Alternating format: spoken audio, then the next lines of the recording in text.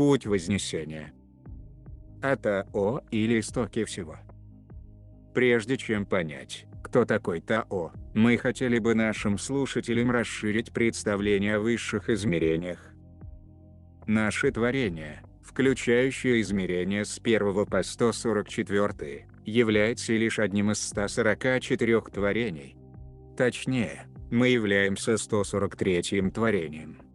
В настоящее время, наше творение охватывается имеющим в себе мужское и женское начало, творцами женского и мужского начала, лордом и леди. В наше творение также пришел Творец, известный под космическим именем Лорд и Леди Астена. Творение Астена вознеслось триллионы лет назад, в предыдущем расширении Тао, и когда-то занимало пространство, которое в настоящем времени занимает наше творение. Причиной и целью появления Лорда и Леди Астена в нашем творении в настоящем пространстве времени является собирание забытых, потерянных душ, принадлежащих их давно вознесшемуся творению.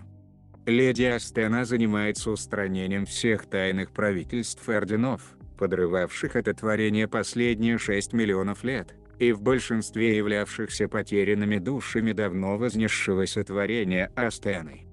Над лордом и леди нашего творения находится Творец, известный как Единый Вездесущий.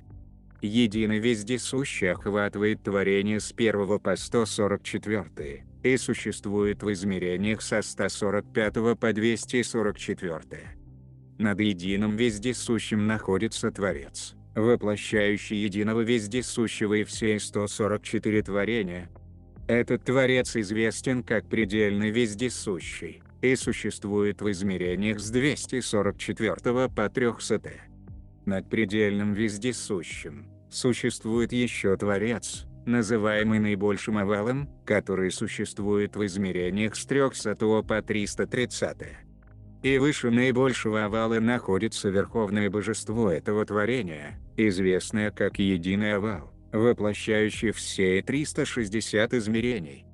Есть ли жизнь выше 360 измерения? Да.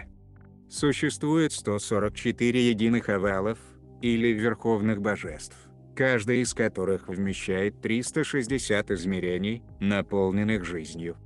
И выше единого овала находится сознание, охватывающее все единые овалы, и известное как Единый. Вы должны понять, что души всех вознесшихся существ являются Богом, богиней. Существует не один Бог, богиня, а множество, избравших бытие в качестве Творца. Тем не менее, в свое время, все боги и богини возносятся, возвращаясь назад к своей большей части, которая и есть единый исток или единый. Ваше творение так низко опустилось в искажение, что возврат к единому будет длительным путешествием и может занять эоны лет во времени и пространстве, чтобы все утраченное было вновь собрано вместе в едином. У всех есть исток, к которым они возвращаются, пока все не объединятся в единого на пути к Тао, всеединому или истоку всего. Этот исток всего, или Тао, проводит отбор душ для осуществления эволюции через выполнение роли Творца, постижение опыта, роста и развития, пока весь желаемый опыт не получен, а затем все души возвращаются домой к Тао, чтобы поделиться обретенным опытом. Таким образом, эволюционирует исток всего, или Тао. У истока всего, Тао, есть начало, середина и конец расширения и сжатия, природа чего конечна.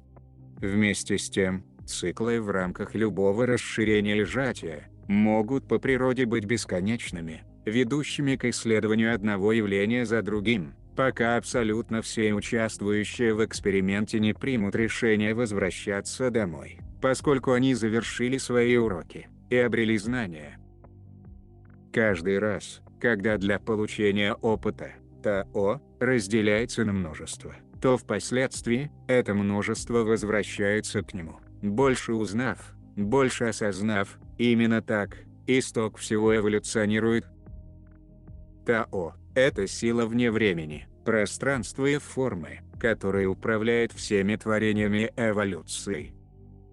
Насколько велик исток всего? Некоторые не способны понять того, что размер Земли несопоставим с размерами Тао. Как бы там ни было, сейчас исток всего, Тао, сжимается и движется в направлении обратного движения назад к истоку всего, или самому себе. Желание вернуться было выражено уже давно, однако есть утраченные творения, которые тоже нужно присоединить к себе. Это связано также и с дилеммой Земли. Вот почему сейчас так много душ присоединяется к вам, чтобы принять в этом участие, поскольку многое должно быть пройдено, познано, все должно быть собрано вместе, не оставляя ничего, даже единой клетки, в вашем понимании, или единой молекулы. Все должно вернуться назад, поскольку все является частью целого. В вашем едином истоке, частью которого является Земля, и во всех единых истоках, относящихся к Тао, истоку всего, что существует, началось движение ко вдоху. Вознесение одновременно происходит во всех секторах Тао. Все утраченные творения также начинают движение к дому, и для души это захватывающее зрелище. Это немалый проект, поскольку Земля является одним из миллиардов и миллиардов затерянных творений, у каждого из которых специфический план возрождения, и отдельное вмешательство, манифестированное для приведения в движение следующего периода вдоха Тао. Чтобы инициировать вдох, выражение намерения вознестись должно произойти одновременно во всех творениях, в том числе утраченных или обретенных.